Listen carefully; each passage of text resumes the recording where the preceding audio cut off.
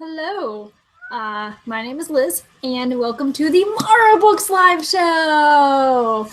I know I don't have any viewers right now, but the fact of the matter is that I read the end time and not the beginning time of my live show, and crazy stuff. I can make more excuses, but basically, what happened was I closed shop at 7 and went to eat dinner and just read things the wrong way. For somebody who reads a lot, I'm terrible at reading directions, times, things like that. Things that are not fiction, basically. But we're going to be discussing The Unbecoming of Mara Dyer. So if you are watching this, leave your questions below. I'll answer them, all of them, or use the questions and answers thing. There should be a little doodad down here somewhere. It's actually letting me use it because I enabled it beforehand. I'm figuring all the good things about Google Plus Hangouts. I feel like I should do like a tutorial for people to be like, hey, here's to use Google Plus Hangouts for awesome book chats and things, because I did not know that you had to enable it beforehand. But yes, so now I'm becoming a Mara Dyer. Lovely. I was going to do one show per each and try to organize other people into the live show, but it's so much work.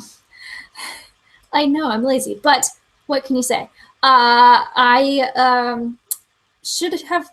I've learned a lot from this. Like, I feel like if you're gonna do some stuff leading up to the third book in a series, schedule it closer to the time of the release of the third book, especially to gain hype for the third book and everything. But I'm glad that I started the Goodreads group and stuff like that, even though I was more of a. I like to watch I read through a lot of the first books discussion. I need to go through the second books because I think it's awesome and fun and fantastical. But yes, I see that I have 2 viewers now. You're awesome. If you're wanting to ask questions, should be something here, maybe. I don't know. I'm not sure if I'm mirrored or not, but somewhere down here, you see something being like, hey, you want to ask a question? Click, ask me all the questions. I do have some good notes. I was like, hey, I should come up with some stuff so that I'm not just sitting here waiting for questions and things like that. But I am going to discuss the first book and the second book, but I just returned the second book to the library, so I don't have the second book on hand right now. But I really like this book a lot.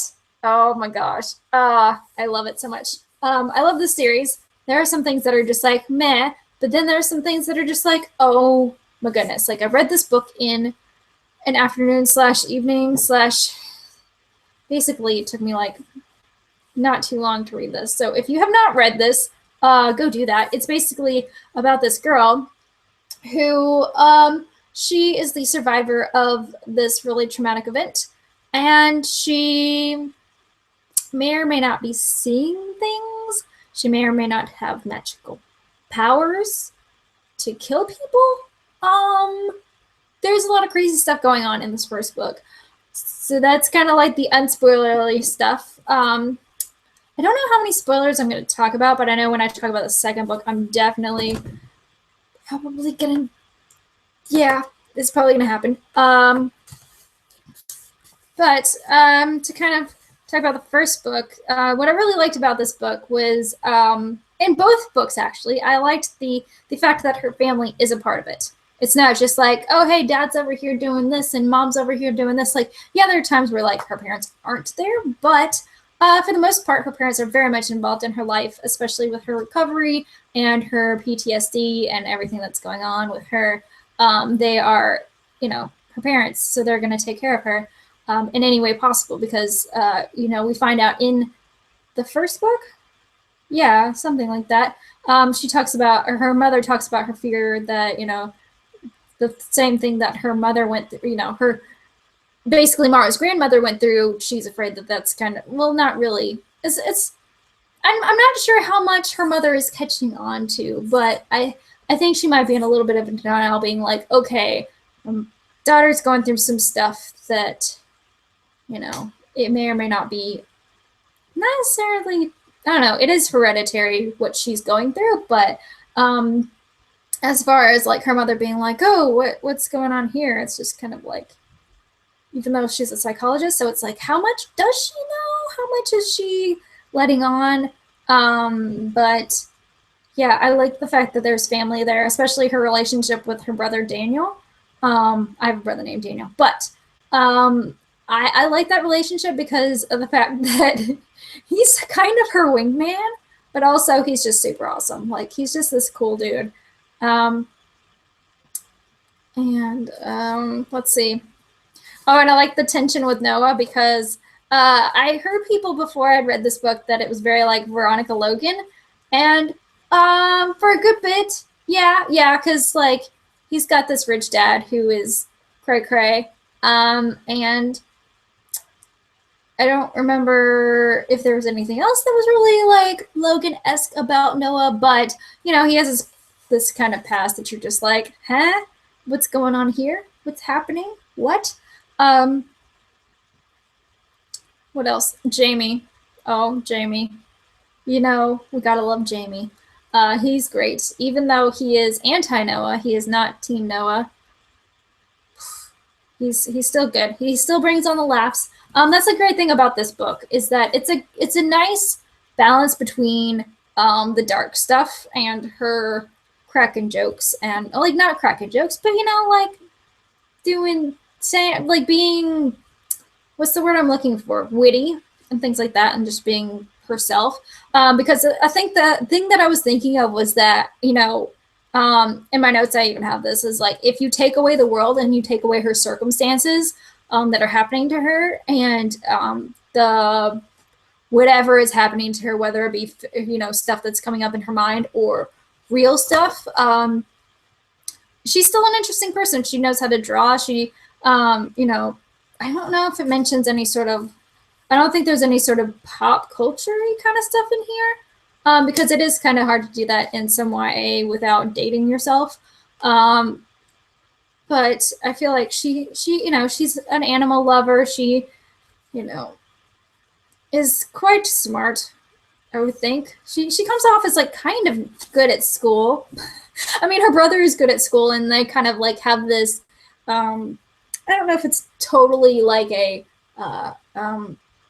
rivalry, but it's still like something that she thinks about, like, you know, Daniel's mom's favorite or, you know, that kind of thing. And I can't remember if it's in the first or second book that Daniel's like, no, you're, I don't know if he says that she's mom's favorite or dad's favorite or something like that, but it was just like, oh my gosh, Daniel. And nothing bad better happened to Daniel. I'm just saying. Have you guys read this book? You know. I feel like I should go to the actual page because I've been staring at myself and talking about, you know, becoming a Marauder because it's amazing. Like seriously, if you've not read this book, it's good. This coming up week is actually Mental Health Awareness Week, something like that. One of those things. But there's a lot of awareness going on. There's a lot of awareness going on in this month of October. But yeah, let me see if there are any comments. Spoilers of the evolution of Marauder. Okay, I'll answer that one later. Aria, I will answer that one later. Hello, Sarah. Hello, Aria. Hello, Dubooks. And I think there's somebody else. Miss Nerd Fighter Girl. Hello, hello, hello. Hello to all of you. But yeah, I like the idea that you really don't know whether or not she's tripping, and whether or not it's like her medication or something else. I like that aspect of the book very, very much because you're led to question, is this real or not? And you could view it either way. I like the fact that I could read this very differently than you can read it. But I like it. It had not quite like a Fight Club kind of thing because it's not like a split personality or whatever was going on there in Fight Club. But yeah. I've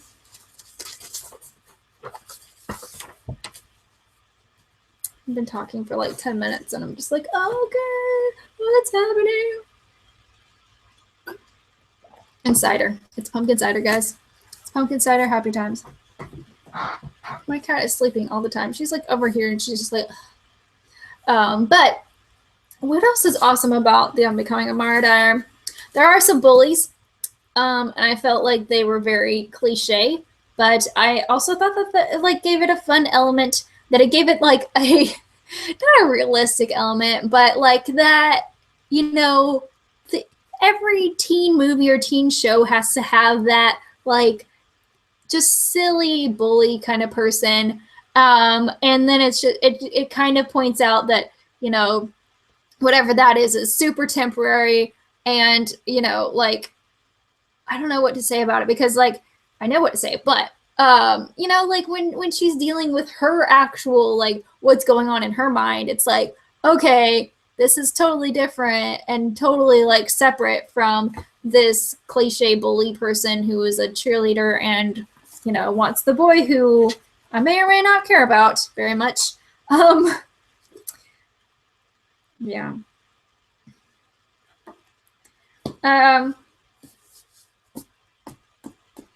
Should have made more notes. I feel like I should have made more notes, because we discussed a lot of this stuff in the Goodreads group, and I know I'm repeating myself just a little bit, but I enjoyed the Goodreads group, and I enjoyed looking at everybody's responses and things like that. Yeah, because even though, like, you know, there's some first books that are very much just setting up the world and that's it, and I think this one does a good job of also having plot and moving forward, because of the fact that we are learning as she's learning about what's going on with her and everything, especially with her powers and stuff like that. So, second book. Oh goodness, where do we start with that one? I guess we start with the fact that her ex-boyfriend's alive. You know, the first book leaves you off with being like, who, what, huh, what's happening, Jude, huh?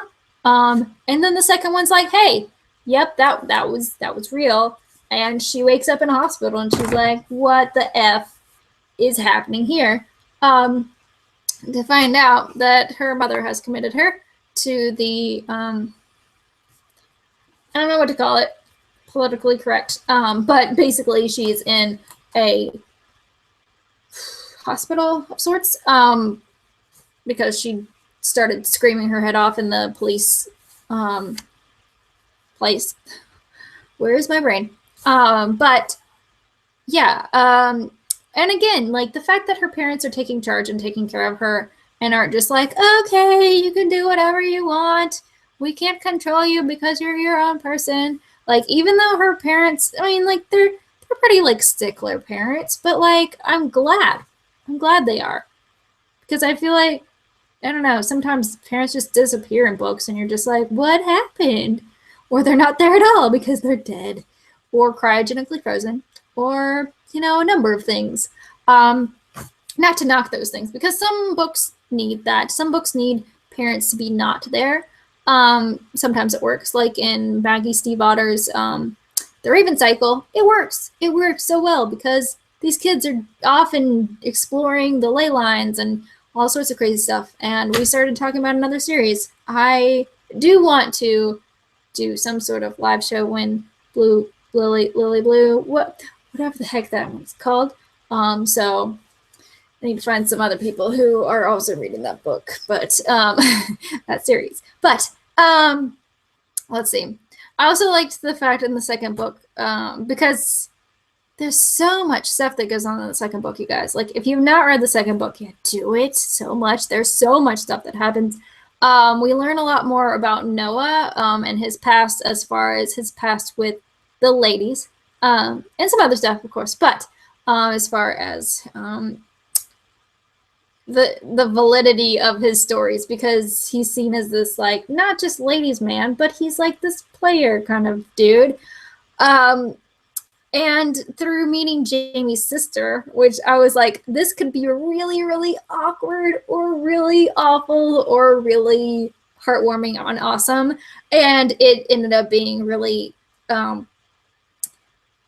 expository, I guess. I don't know what to call it. I feel like I say that a lot. I don't don't know. But we learn a lot about Noah through her and his actions towards her in a good way, in a very good way. Oh my gosh. Noah is a saint. Can he be real? Can he be real? And of course, there are the insane flashbacks. Yes, because we need to know more about Grandma. We do. We need to know more about Grandma. And how else do we know than to do flashbacks? But I felt like we learned about her powers and things like that more than anything else. And the fact that in the flashback she's holding Noah's heart, which is like, what is happening here? Yes, we've gone into spoiler, place. We're spoiler times, but basically, it's kind of, what do I call it? Foreshadowing a little bit. I don't know if it's necessarily foreshadowing, but there's some crazy stuff that happened with her grandma, and it includes a little bit of the colonialism in India, because Mara, if you don't know, she is not, well, she's pale skin, but she's not white. Like, she's, well, I guess her dad is white, but her mom is of Indian descent. And I'm not sure if Mara's grandfather is also Indian or not. But at least her mother claims Indian descent, and Mara, explains that her brothers are darker skinned and look more like her mom, and I guess she looks more like her dad or something like that. I don't know. But that's the thing. But the flashbacks were just like, whoa. But I'm glad that it makes it very clear that it's a flashback. Because sometimes you can be like, what is happening? What's going on here? And it can be confusing. And it can be crazy. I think the things that I was like a little bit more picky about was the fact that we need more Daniel. We need more Daniel everywhere because he's awesome. Like I said in the first book. What else about Daniel? Daniel's just cool. And I don't remember if she said anything to Daniel about like what's going on with her, but I feel like they have enough little heart-to-hearts that if she hasn't already like said anything about, I don't think she said anything about her ability to like kill things and people and whatnot, but I feel like she could tell Daniel. I'm not sure if he would believe her because he is also like, much like her parents, is like very much like, okay, let's get you back to health because this is not okay. I don't want to see my sister like this. I don't want. I think there's a part in the second book when they're just like, hey, we don't want your younger brother to see you like this. I forget his name off the top of my head. I feel like it's Matthew or something like that, like something, or Max. I don't recall off the top of my head, but her younger brother is adorable. In the second book, what was it? It was like you're supposed to dress like your hero to school, and he wears a suit and says that he's Warren Buffett, and I'm just like, you're adorable. You're like the greatest human being ever. We need more kids like you in the world. We need more everything. But yeah. A question that I want answered in the third book. Well, that I'm not sure. In general, I want this to be answered is, do her parents know about the double-blind study? Because I feel like the doctor should have gotten consent from her parents legally, in a legal manner, because I felt like, if I know that Mara wasn't supposed to know about the study running the study, because basically if you don't know what a double-blind study is, you have the person who's in charge of everything who knows, and then you have like in the second book you have the therapists and other doctors who have no idea, and the patients have no idea. So you have those double blind, and then you have somebody who is actually like in on it, who is you know, they're the leader of the study or whatever it's called necessarily. Take a drink. Pumpkin cider is weird. Just so you know, it's weird. I have like the aftertaste of carrots in my mouth. But what else is to say about the first two books? I don't even know because they're insane, they're crazy, they're good, they're whoa, oh my gosh. As far as book three theories, and if you don't want any spoilers, like heavy spoilers, like the other spoilers I was talking about weren't that heavy, but this one in particular is pretty huge. So if you don't want to hear this one, maybe click off for I'm not sure how long, but I don't know, but maybe like 5 minutes or something. So 1, 2, 3, I'm gonna start talking about things. Okay, so I think that they are lying to her about Noah. I know that the paper that she was reading said that Noah is dead, just deceased, things like that. But I just don't believe it. I don't. I can't remember if they said that whether or not Jude was alive, but I feel like if Jude was alive, then it's just about to get a whole lot worse. Also, what does Jude have to do with it, and why did they allow him to basically destroy everything? You know, also with everybody who was on the island thing, I guess it's an island, I can't remember. I know it was one of the keys, so it has to be one of the keys. Okay. I don't know if that's technically an island. I think it's too small, but anyways, I'm wondering if all of those people have like the magical, for lack of a better term, magical powers. I'm wondering if they all have that. And I'm wondering if she'll run away in the third book.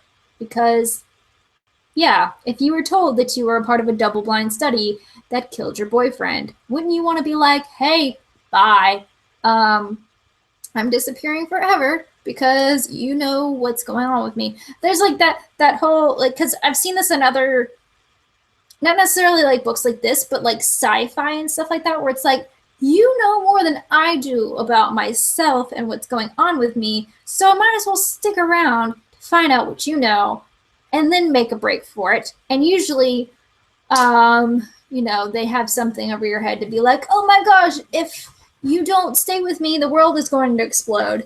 That happened in Earthbound and Earthquake, I think. April and Pike, whatever that series is called.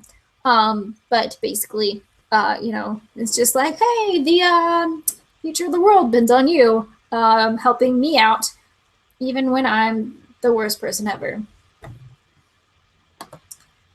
The books 658 says the doctor kidnapped her. That would make sense. That would make sense. Because I don't recall it saying where she was when she woke up after the place fell down. I'm like, what are these words? The therapy place. The key, whatever. This is why you do these things with other people. I feel like that's the thing, is like things that I learned from running my own thing. Don't do it by yourself because you'll forget words and you'll have awkward silences and you'll be like, what do I do with this awkward silence? And usually there's somebody else to fill it in. And it's, yeah.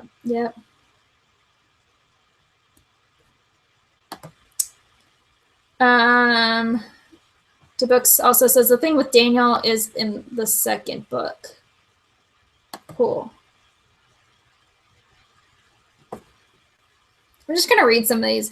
The part with the bathtub was creepy. Yes, that was like one of the creepiest things because, you know, she was like physically hurting, like not intentionally hurting herself because she was reaching in because she thought that the earrings fell in. But oh my gosh, that was so creepy. Oh goodness. Yeah, the bathroom part was whoa. Oh my gosh. I'm not sure. Somebody asked, Sarah P in the comments, she asked, did you like the first or second better? And I don't really have an answer to that because I liked them both for different reasons. Like, I feel like both of them did like psychology pretty well. I don't know how far I made it into the. I was a psychology major once.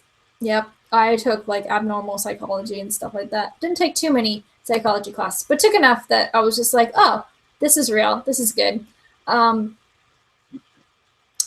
well, a lot of not just psychology has like double blind studies and different kind of studies, but you know, it's good to see that in the fictional worlds.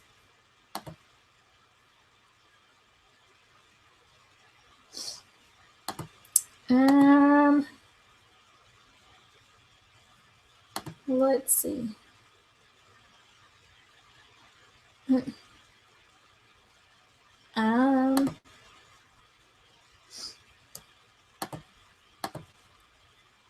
did it go? Okay.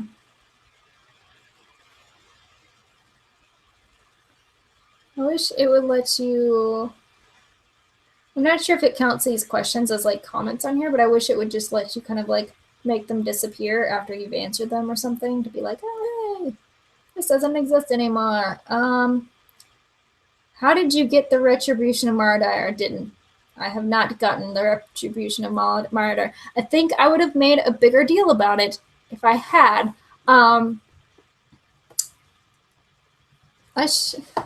I would contact Simon Teen to be like, hey, can I get that early? But I feel like the third book usually doesn't. They don't send out arcs or anything like that. That's why I, if I would have planned this out a little bit better and been like and gotten together with some friends and been like, hey, we're all gonna do this, and really, because I know the thing about Michelle Hodkin is that she loves her puppies dearly, and she yeah, I guess I'm done with spoilers. So if you came back, hello, thank you. I'm going to talk about Michelle Hodkin and the fact that I know how much she loves her dogs. Anyways, yeah, she posted a couple months ago that her, I believe it's Boston Terrier, was getting a brain surgery type deal, and that she wouldn't be able to. I mean, like her dog was, is able to recover. I haven't kept up with it totally, but I haven't heard anything negative. So good, awesome, yay. But she said that she wouldn't be able to promote the series as much as she could have. But I feel like she's doing a pretty good job as far as like reblogging things from her series that are super awesome. Like I think this is a super awesome. Like people who love this book are making some super awesome stuff on Tumblr. So go check out her Tumblr and everything. It's super awesome.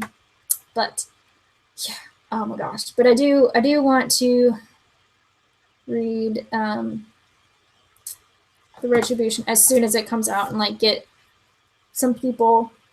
Definitely Jenna Claire K. If you do not watch her, you should, because she's fantastic. She writes songs sometimes about books. So yeah. The books 658. If you want to ask questions, there's somewhere down here. There's a thing that says ask a question, possibly. I know for a minute it said like I don't know what it said. It said something, but yeah. The book asks, do you like the Cuban sandwich part? I'm pretty sure that's the part where like they're talking about how good Cuban sandwiches are or whatever, which is true because Cuban sandwiches are delicious. I don't totally remember that part, but because it was a quirk, like it was just like a fun part of the book, so you're just like, oh yay. I guess those questions answered. Okay.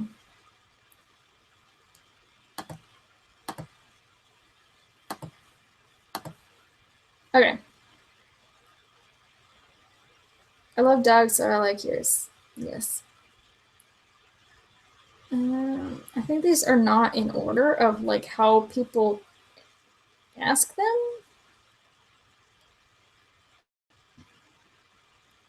Google Plus. What? I remember when Allegiant came out and they would not hand out arcs. Yeah, usually for the last book in the series, they don't do arcs. Yeah, it's a very rare thing that they do arcs for the last book in the series, unless it's like a really not as well known, I would think. I guess their thinking is like, hey, we'll give out the first couple of books and that'll hype it up enough to be good. Because I know for Penguin sends me, I should probably put this up here so you guys know what I'm talking about. But Penguin sends me like finished copies, like instead of arcs, because I think they understand that the fact that, hey, I'm holding up your book and it should be a finished copy, because of the fact that this is what people are going to see in my videos, but also the fact that that's what they're going to see in the store most likely, unless you live in another country and it's got a different cover or something like that. But you know, for the most part, people want to see what they're going to see in real life.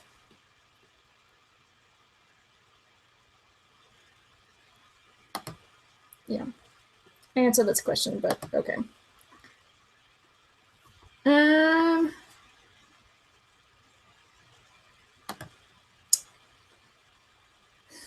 just want to put this up here because I think it's a hilarious sounding book. I hope it's a comedy. I hope it's like super fun. But this person says, I'm writing a book about a bodybuilding traffic cop. It's a must read. Like, I don't want to put myself out there and be like, I want to read it, because I don't know if you've seen the behind me in the videos, but that's like only a small portion of my TBR pile right now. So there's that.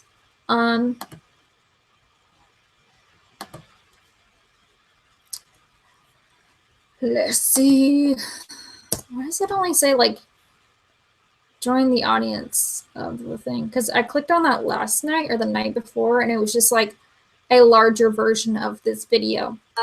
This first, okay, sorry. That made noises. I don't know why. I wish they would know that you're the person talking and I would just mute it already. I'm probably speaking really softly, but water break.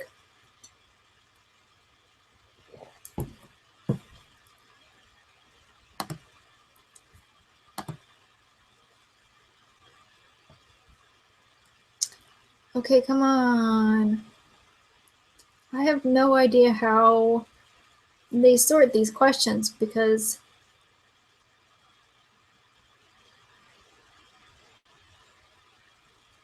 that part was lol. Okay. I don't understand what is happening with these questions. This is so confusing. So I'm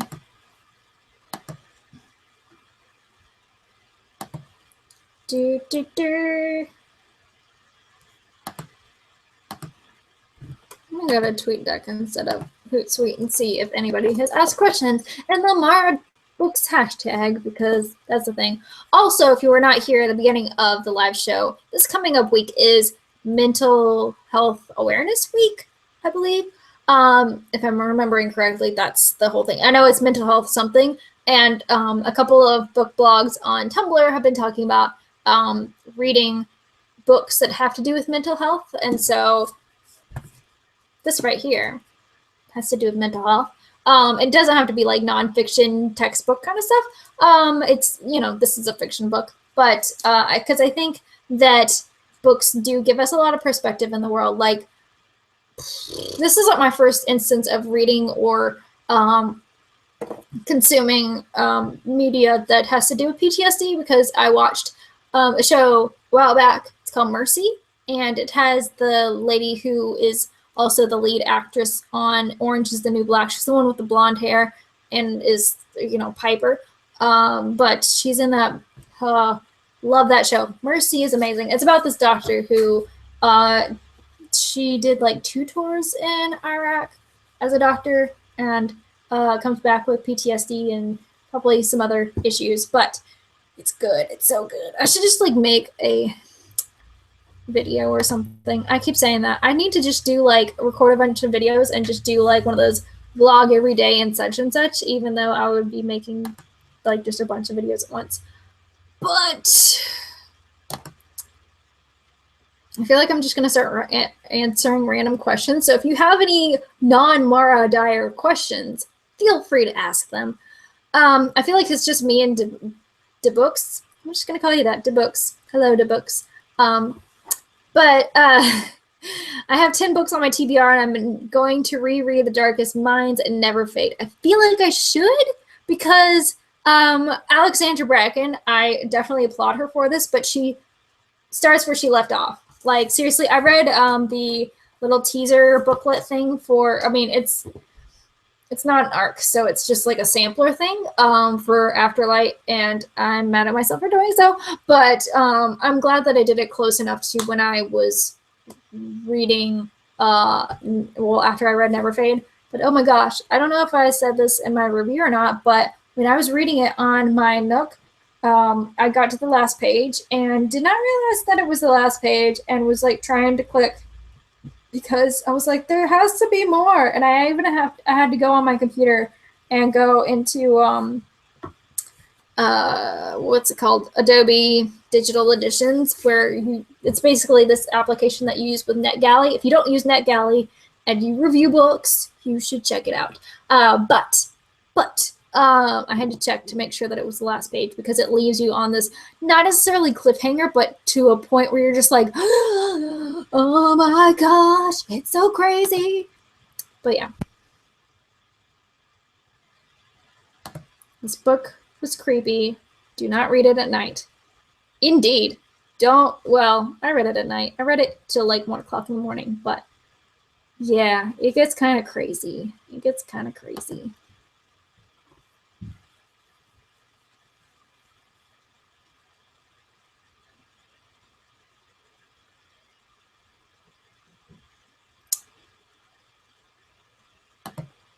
Apparently Insurgent deals with mental health.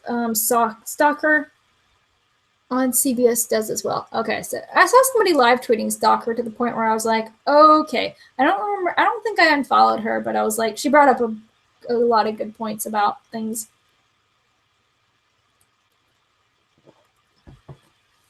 But yeah, I like, I think even like some bigger books that we kind of look over and we're like, whoa, this person is just complaining, or it's really, really sad, or I don't want to read that kind of book. I feel like it's important to read those books, because even like the Hunger Games, like that series deals with mental health. Like the fact that she, the first book is very like action packed and stuff like that, and the second book gets more into the emotional depth of Katniss and everything, and the third book deals with so much emotion and so much everything.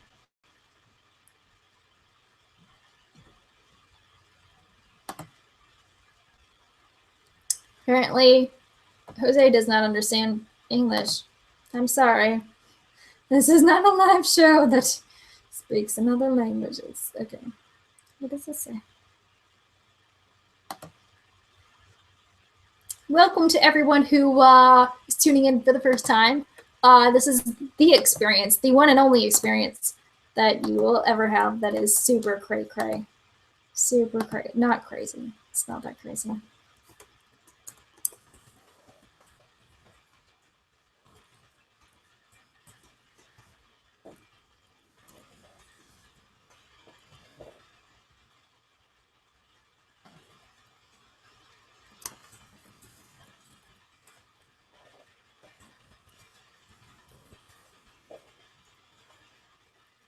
Yeah. I almost want to make my Q&A video every month like a live show instead of a video, because I end up having so many questions and I want to go more in depth, and then I'm sitting there editing and I'm like, why is this so long? But it's for a good reason, because there's some good questions out there.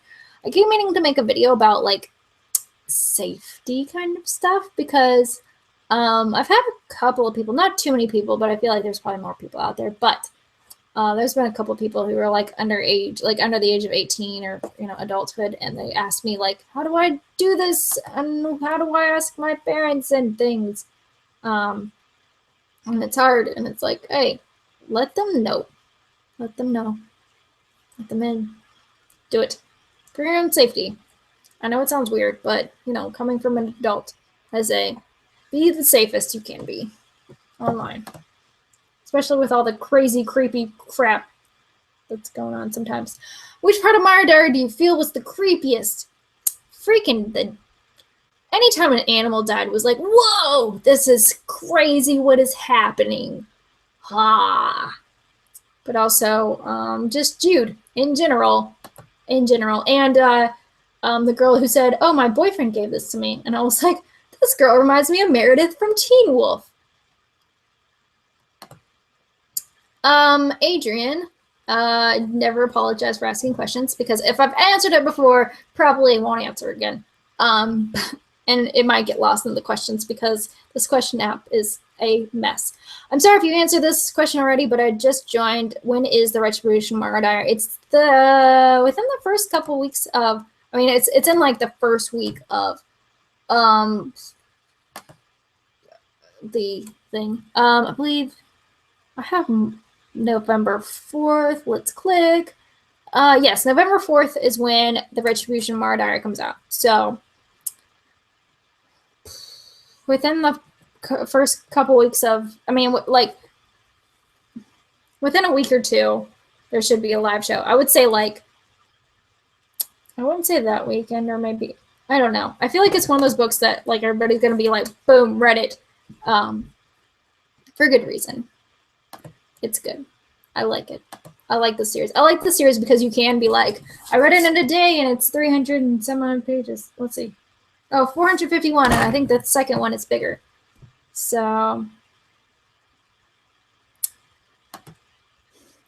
I always see 4 on your shelf in your bids. Have you read it? I have not. I'm waiting to like finish the trilogy before I go back and read those, or read 4 the stories. I know that some of them go between the ones, but maybe I should read it in that order. Maybe I should do that. I'm not sure. But I would have to look on Goodreads to be like, which one do I read when? But yeah, I'm gonna read it sometime soon, because I have a freaking autographed copy. Spoiler alert: I live in Atlanta, and there are a lot of like author stuff. If you live in Georgia, you should check out Little Shop of Stories. And yep, I saw a comment that was like, I think she's going insane, and I forgot that it was about Mara Dyer and not me. That's a thing.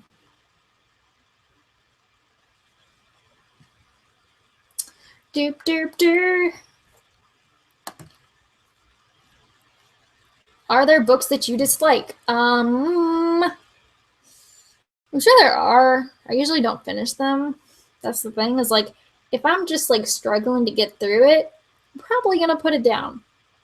It's just a good rule to be like, hey, if I'm not enjoying this book, like there are some books that I finished and I was like, I don't know, that wasn't as life changing as I thought it would be. But you know, there are some books that are just they're written not to be like some super crazy revelation kind of book. Not every book is a John Green book, but you know. Question answered.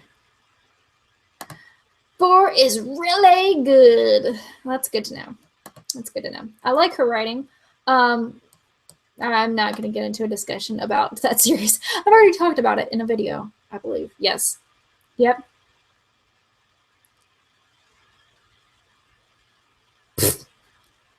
Sorry, I read Twitter and I was like, ha, hilarious. Lee Webb says, I just wanted to say that I love the Bible verse in the background and I'm happy about having a Christian book tour. Yes, there are quite a few. I'm trying to think of who all else, because Jen and Claire K, if you don't watch her, you should. I feel like that's part of this live show, is just plugging her channel because she's terrific. But she wants to do some sort of Bible study thing sooner or later. I don't know if it's like gonna be a private thing or not, but me, her, Natasha, I forget who else was in that lump. Oh, Maureen Peavy, something like that, like this, dun, dun, dun, dun, dun, whatever. Yep. I feel like I'm whispering to myself now, like, that's my life. This is what happens when I do like 3 in a row. Like I did a live show on Wednesday, live show last night and doing a live show today. But I feel like today I'm a little bit more coherent than I was yesterday. So go me.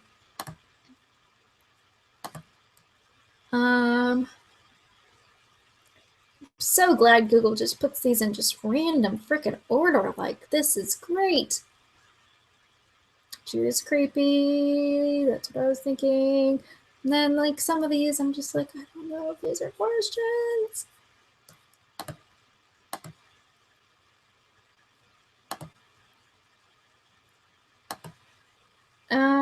And I think it's lagging. So, yeah. Hey, Cora. Hey. Are you scared the final book will fall flat like some trilogy finales do? Asked Bryson McCrone. I'm not sure. Yeah, because like some of them want to do that thing where they like tell you the whole world and it ends up being the city of Heavenly Fire. You know how that was. If you've read that book, you know how it was. I feel like I know a lot of people who just like gave up after the third book and was like, oh gosh. And I'm like, you know, you should probably give the last book a chance because it answers quite a bit of questions and it just brings me back to why we love Cassandra Clare. But yeah, I'm wondering because like I have a couple of questions, but like I don't have like so many questions that I'm like, how is she gonna answer this in one book? But I feel like yeah, it's one of those finales that's gonna be like, what's gonna happen? I don't even know. It's because I didn't know what to expect in the first book or the second book, and yeah, I know it's like such a non-answer, but the fact of the matter is crazy. It's so crazy. I just keep flipping through it like I'm gonna see something and be like, yeah, oh. Oh, I forgot to mention this for at least this book. She is like aware of some problematic things. And one of the things is that she kind of gets to be a dum-dum in front of Noah sometimes. And she's like, hey, you know what? Let's talk about this. I know I'm being stupid right now and that I'm doing some things that are not quite so smart and full of girl power, but at least I'm aware of it. At least I'm aware of it. And, you know, I think otherwise she, after she gets over the, I don't know, first couple weeks or whatever of being like, oh, fanning self, whatever. I don't even know. But after a little while, she just kind of goes, okay, let's have some real talk. Because even though they're like cutesy sometimes and sometimes serious and sometimes a little steamy, I feel like she still is herself. And she doesn't like change that much for him and stuff, you know.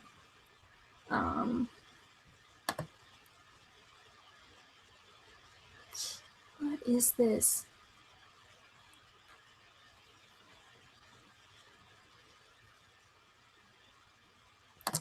Have you read the Game of Thrones books?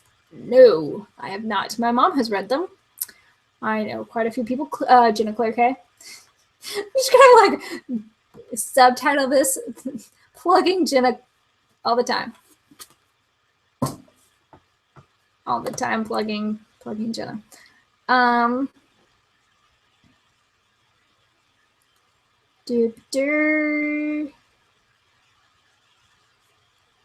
feel like there's some order of the questions, but yeah. Hello, Michaela from the Dominican Republic. Welcome, welcome, welcome. One of my friends asked me on Twitter, when is the next book club? What book is it? I don't know. I'm in a real life book club in Atlanta, and I think we're reading Gwenda something. What's her name? Girl on a Wire by Gwenda Bond. And she is super awesome. I saw her. Okay, so Dragon Con, I saw Gwenda Bond, this fantastic lady of Beth Revis, this fantastic lady of Michelle Hodkin, Stephanie Perkins, and a handful of other people. I think I only went to like a couple of YA panels. They have like a YA track at DragonCon. Basically, it's just like a room with all the YA panels and stuff like that. But, yep. Yeah.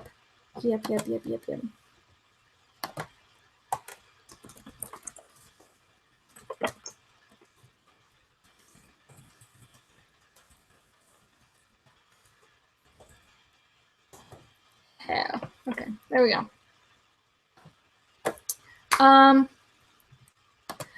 What age is new adult for? What I've heard is 18 to 22. Probably 20 something. Basically, it's the years of college.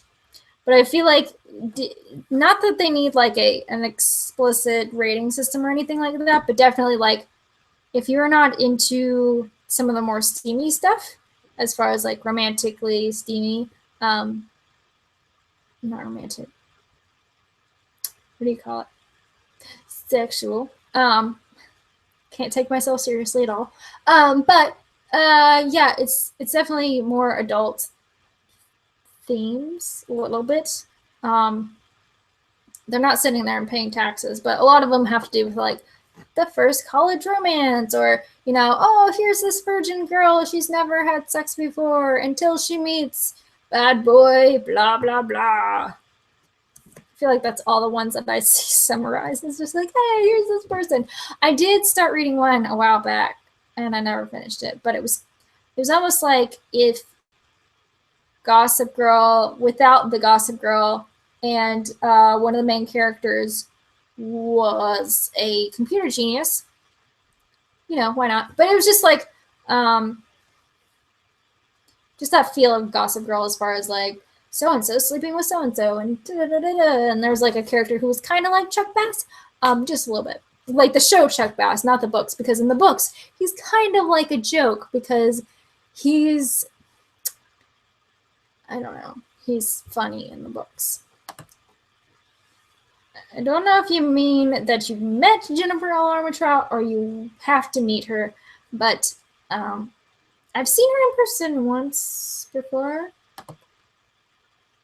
She was on a panel at Decatur Book Festival last year with Abby Glines, who was another fantastic human being. I've never read either of their books, and I know that they're making their rounds on BookTube as far as like people reading their books, but new adult just isn't for me right now. Just not there. Not there. Which is fine. I like my young adult and sometimes reading nonfiction Christian books.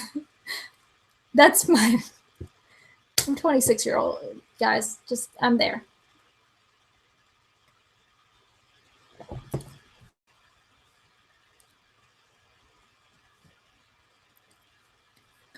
I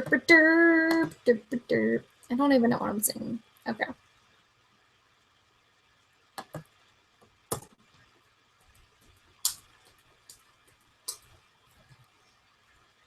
I'll just start singing Yellow Submarine when anything gets like silent, but not really sing it. Not even sure if I'm live. I should be, but I think okay. Okay. I have 9 comments in total. Whoa. Probably gonna end this in about 5 minutes. That way it can be like exactly an hour. Have you read Dorothy Must Die? It's so good. I have not. There are a lot of, well, not a lot.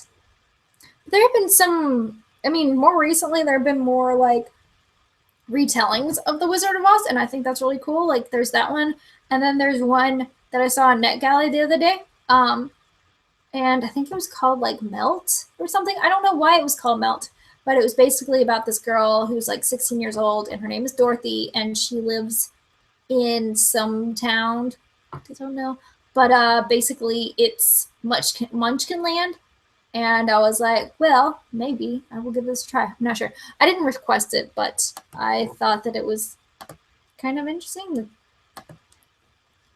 The synopsis was interesting. So, you know,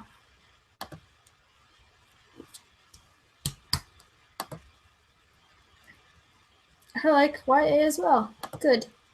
I am not alone. I'm glad I'm not alone in the older-ish people reading YA and stuff, because I know some older people, like my mom reads YA. She likes it. But yes. But yes. Oh, goodness. Oh, goodness.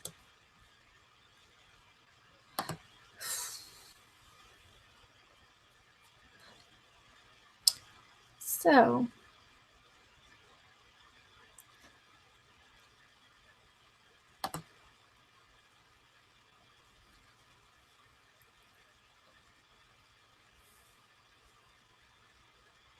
I'm reloading everything.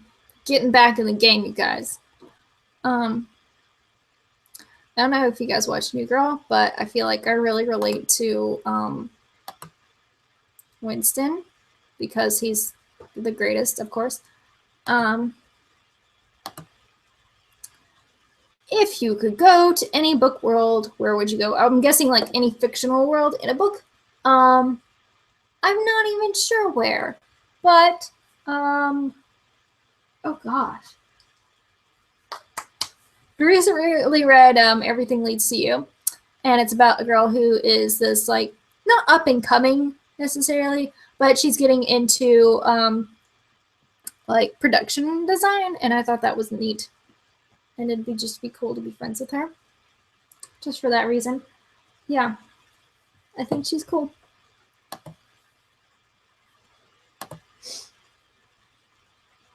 What is your favorite book of the Harry Potter series? All of them. I do gravitate towards like Half-Blood Prince, but I keep meaning to reread the fifth one because I haven't reread it in a while. Since like a year before the fifth movie came out. But there's a part, like, after, spoiler alert, Sirius Black dies, and Harry goes and talks to the poltergeist. I forget the poltergeist's name right now, but he goes to talk to the poltergeist to ask him if Sirius would come back as a ghost or something along those lines. You know, he has like the poltergeist has this, because he's always been this like jokester poltergeisty person thing. But then he has that real moment with Harry, and you're just like, oh, okay, that's awesome. Like, that's really cool. And it's like, you know, as the series goes along, you get, you know, darker and deeper and whatnot, and you can see that like with the age of the characters and stuff like that. I mean, yeah, the age of the main character. Yeah. Coraline's book review says, I think that you should read whatever you want to, regardless of what age it was written for. The more you read, the more you are developing your palette, and eventually your expectations and what you're looking for in a good story change, which is great. Read what you want to. I think that is definitely true. You also open yourself up to more experiences and more, I would say, ways of life, for lack of a better term. Like, I just feel like you probably, like, at least words. Basically, like, what I'm trying to say is, in books, they have to say, like, they don't have to say, but it might be a little bit easier to see, oh, you know, this character is like this, or this character is, you know, like, there's this gay character, or this character is a different race than I am. And, you know, at least or you don't always get maybe an accurate representation, but you can at least say, hey, this is how this author views this. And you don't have to adopt that kind of thing, because, you know, I'm sure we don't all adopt everything that Disney throws at us, because that would be dangerous.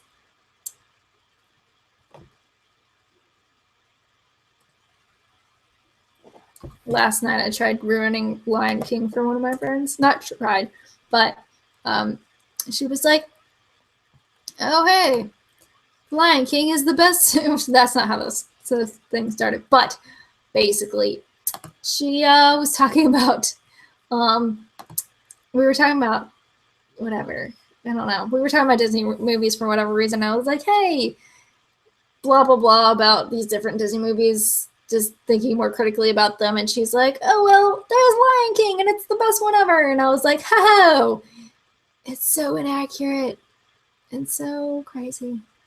Not that I want to ruin movies for people, but I think it's hilarious to just be like, "You think this book or this movie is perfect? Let me not ruin it for you." But yeah. Do I have to read the Percy Jackson series to read the Heroes of Olympus? No, but you get to know Percy better, and you get to know like their trials and tribulations beforehand. I feel like the first series kind of gives you how the world works, but I think even in the second series, it reflects back to those things, and so like you don't have to read the first series, but I think it's good. I think it's good.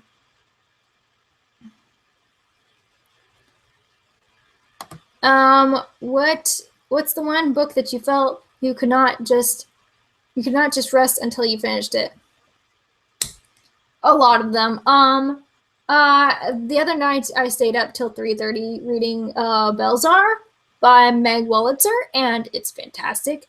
I was sent that book for review, but I genuinely loved that book. I'll be doing a book talky kind of thing about it. Yep. I would go to Hogwarts. So would I, but like post-war, that kind of thing. But like not like the year later, like 10 years later, and be like, "I hope no one raises from the dead or does anything crazy." And by that point, I would be a teacher or the teacher's age. But yeah, because Hogwarts be crazy. It's so crazy.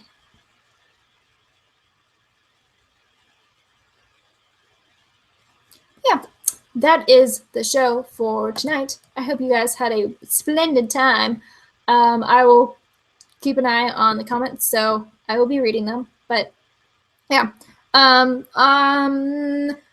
keep an eye on my Twitter for updates for a live show for Retribution. So yeah, cool. Have a great night. Bye.